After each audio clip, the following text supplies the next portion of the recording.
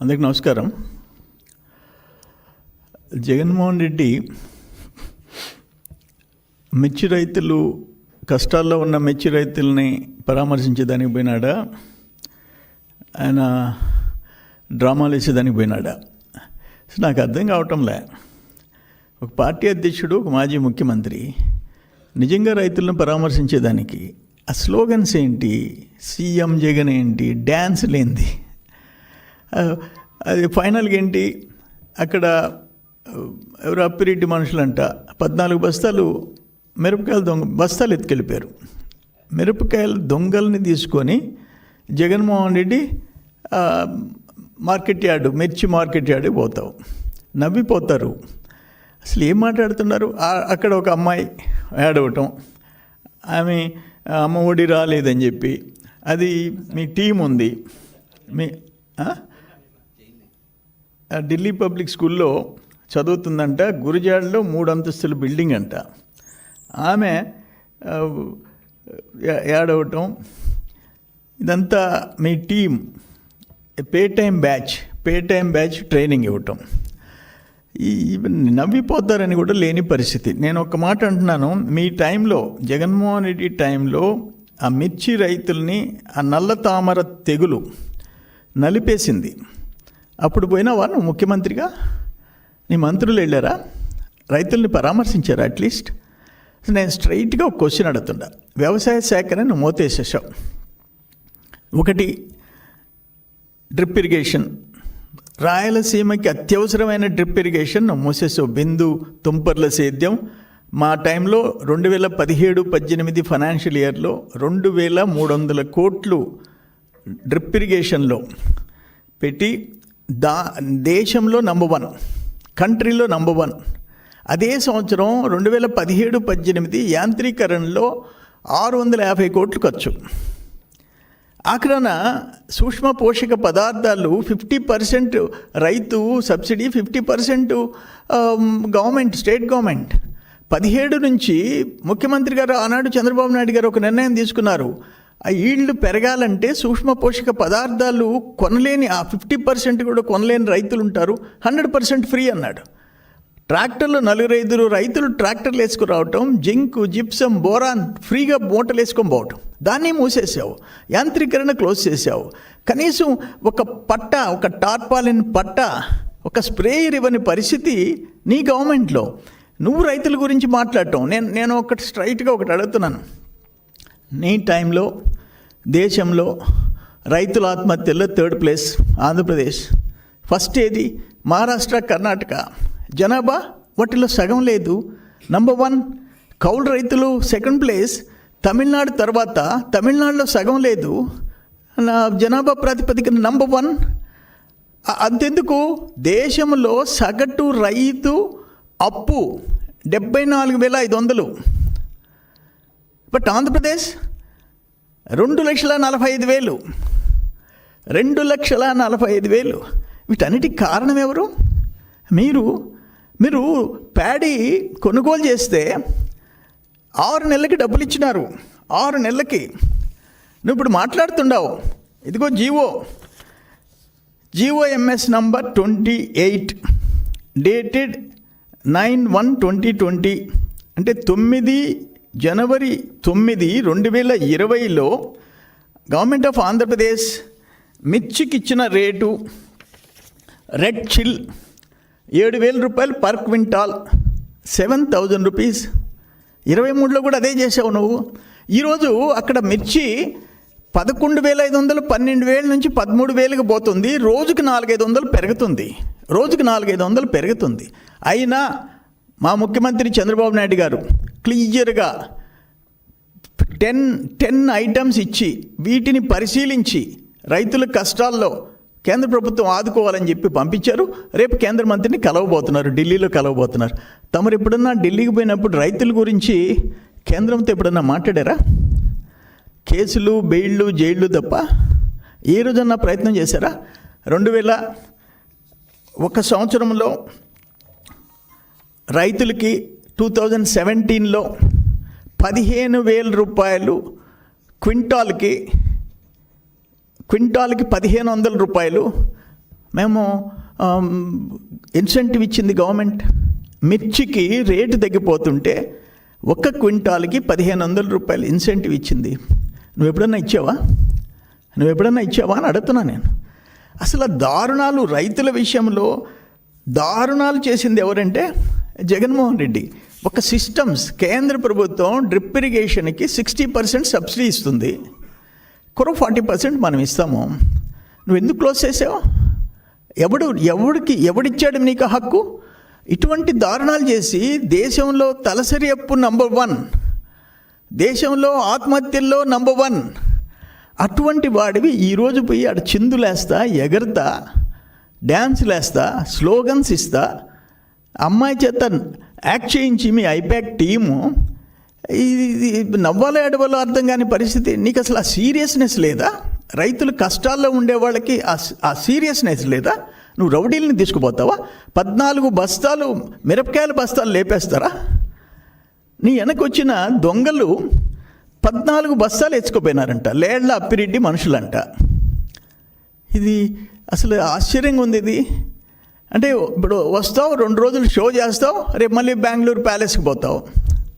ఇంతకుమించి అన్న ఉందా? నాకు అర్థం కాల. ఇది దురదృష్టకరం. అంటే నువ్వు ఏదో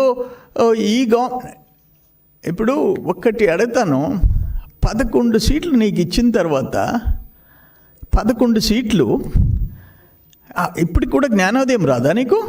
ఎందుకు ప్రజలు ముఖం మీద కొట్టారు? ఎన్ని దుర్మార్గాలు చేస్తే రైతుల దగ్గర నుంచి, పేద ప్రజల నుంచి, ఆత్మహత్యల దగ్గర నుంచి అన్నిట్లో నువ్వు రాష్ట్రాన్ని అప్పులు పాలు చేసేసి భ్రష్టు పట్టించిన తర్వాత ఇంకా నువ్వు వచ్చేసి రోడ్ల మీద తిరిగి 9 నెలలు కాలే ప్రభుత్వం వచ్చి, 9 నెలలు కాలే.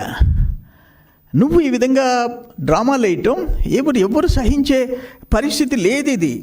అందుకని నేను ఒకటే చెప్తుండా, ఇటువంటి ఆపేసేసి ఏదన్నా ఉంటే చర్చ. ఆ రోజు మీ కాకానికి వద్దనంటే ఏం చెప్పాడు అగ్రికల్చర్ మినిస్టర్? కరువు మండలాలతో మాకు సంబంధం లేదు, కేంద్ర ప్రభుత్వం చూసుకుంటుంది.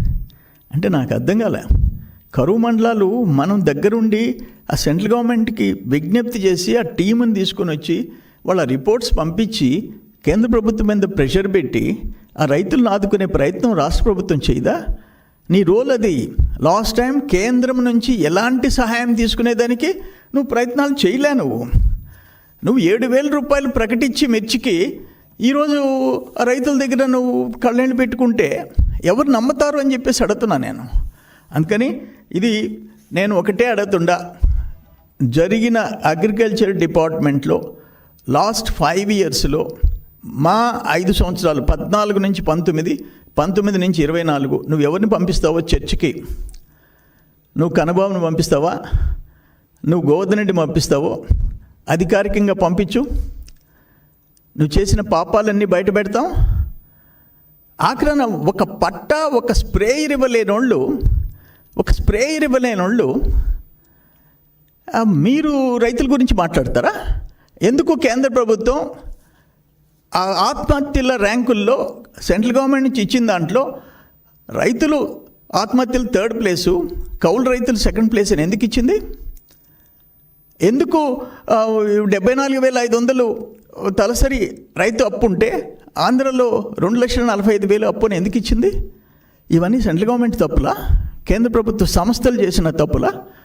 నువ్వు సమాధానం ఎప్పుడన్నా చెప్పావా? నువ్వు చెప్పలేదే. ఆఖరణ నీ టైంలో ఆక్వా రైతులు వాళ్ళు క్రాప్ హాలిడే ప్రకటించుకున్నారు. వాళ్ళ గురించి పట్టించుకున్నావా నువ్వు? మేము మా టైంలో ISI మోటార్లు ఫ్రీగా ఇచ్చే స్కీమ్ మొదలుపెట్టాం, నువ్వు వచ్చేసి క్లోజ్ చేసావు. అరు సెంట్రల్ గవర్నమెంట్ ఇచ్చిన స్కీమ్ అది. ISI మోటార్ పెట్టి ఆ పాత మోటార్ తీసేసి ₹1 రైతు ఖర్చు లేకుండా టోటల్గా గవర్నమెంట్ భరించింది. దాన్ని క్లోజ్ చేసేసావు నువ్వు. ఇటువంటి దారుణాలు రైతుల విషయంలో చేసి ఈరోజు రైతుల గురించి మాట్లాడితే నవ్విపోతారు జగన్మోహన్ రెడ్డి. ఇది కరెక్ట్ కాదు. ఇది వేషాలు వేసేదానికి రైతుల దగ్గరికి పోబాకు.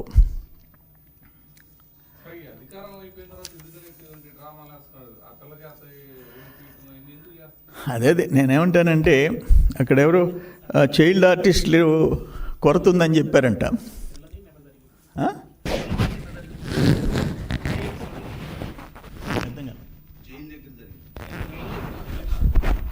దగ్గర ఆ పిల్ల అదే నేను అనేది, జైలు దగ్గరైనా ఎక్కడైనా ఆ పిల్లకాయలు రావటం. ఆమె ఢిల్లీ పబ్లిక్ స్కూల్లో చదివే అమ్మాయి, ఆమెకి అమ్మ ఒకటి రాలేదంట. ఢిల్లీ 3 అంతస్తుల బిల్డింగ్ ఉందంట గురిజాల్లో. అది పరిస్థితి. గోల్డ్ షాప్ ఉందంట వాళ్ళ నాయనకి, బంగారు షాప్ ఉందంట. అది ఈరోజు మీరు వేసే పే టైం బ్యాచ్ చేసే డ్రామాలు.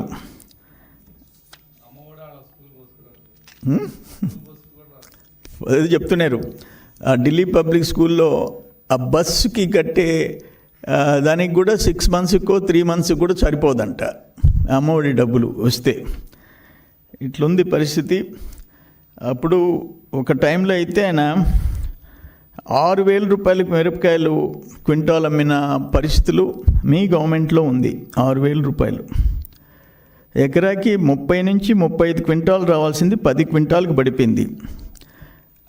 ఏదైతే ఆ మిర్చికి నల్ల తామర తెగులు వచ్చినప్పుడు, అప్పుడు ఎప్పుడన్నా జగన్మోహన్ రెడ్డి రైతుల మధ్యలోకి వెళ్ళావా?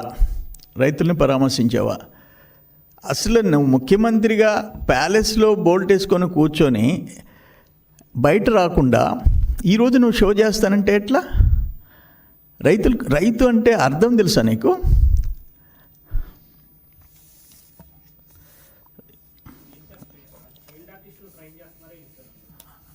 అదే ఉన్నట్టుంది ఇప్పుడు చైల్డ్ ఆర్టిస్టుల కోసం. మొన్నేమో సంక్రాంతికి వస్తున్నాం సినిమాలో ఒక చైల్డ్ ఆర్టిస్ట్ బాగా చేశారంట. అదెవరో సీనియర్ డైరెక్టర్ మాట్లాడుతూ చైల్డ్ ఆర్టిస్టులు కొరత ఉంది అని చెప్పారంట.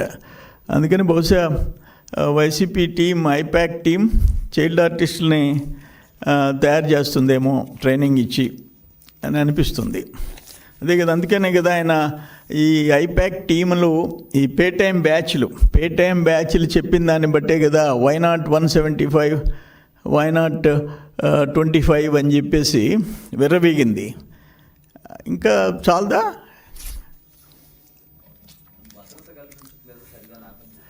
అని దేనికి భద్రత కల్పించాలా? ఆ మిరపకాయల బస్తాలు మీరు అడిగారు భద్రత అని, ఆ మిరపకాయల దొంగల్ని దూరంగా పెట్టేదానికే? లేకపోతే రౌడీలు అక్కడికి వచ్చి ఈరోజు రైతులు చూడడానికి పోయినావు, లేకపోతే వల్లభనేని వంశీ కష్టాల్లో ఉండడని ఇంకొక మాట అడుగుతున్నాను. నాకు అర్థం కాల, ఏమైంది జగన్కి?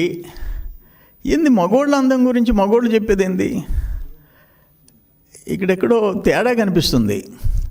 నువ్వు చూడు, ఆయన కొడాలి నాని ఎంత అందంగా ఉన్నాడు, వల్లభనేని వంశీ ఇంకా అందంగా ఉన్నాడు. వాళ్ళ అందాలు ఎప్పుడు చూస్తున్నావని నువ్వు. ఇంకొక ఆయన దేవినేని అవినాష్ ఇంక చంద్రబాబు కంటే అందంగా ఉన్నాడు. ఇప్పుడు మనం ఎవరైనా మగోళ్ళు ఆడోళ్ళు అందాలు చూస్తారు, ఆడోళ్ళు మగోళ్ళు అందాలు చూస్తారు. మగోళ్ళు అందాలు చూడటం అనేది బహుశా ఫస్ట్ టైం జగన్మోహన్ రెడ్డిలో ఎక్కడో తేడా కనిపించిందని అందరూ అనుకుంటారు. నేను అనటం లేదు. పబ్లిక్ ఏమంటుందంటే ఇది ఎప్పటి నుంచి మొదలైంది, అట్లుంది పరిస్థితి. అది ఏదైనా అమ్మ సరిపాపము ఆయన చూపిస్తామంటే విజయమ్మ లేదు. భారతమ్మన్న కొంచెం మంచి సైకియాట్రిస్ట్ దగ్గరకో ఎవరికో తీసుకోపోయి ఆ ట్రీట్మెంట్ ఇప్పిస్తే బాగుంటుందేమో అని. అవినాష్